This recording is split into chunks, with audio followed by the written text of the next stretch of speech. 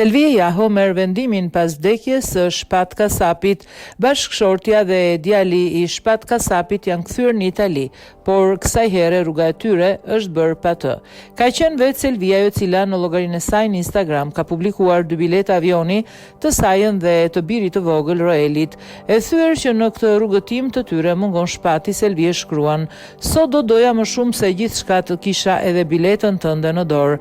Ajo është dashur të kthehet në Itali, aty ku së bashku me këngëtarin kishin vendosur të jetonin për shkak të vizitave dhe kujdesit mjekësor që i duhet djalit të tyre Roelit, por fatkeqësisht planet e tyre për të qëndruar dhe luftuar të tre u shkatruan mbrëmjen e 26 nëntorit kur zemra e Shpatit i tradhtoi. Këngëtari mbylli syt për gjithmonë, duke lënë pas dhimbje të thellë. Duke lënë pas në dhimbje të thellë Selvien, birin e tyre dhe të gjithë familjarët, miq dhe fansat, të cilët derdhën lot për humbjen e tij.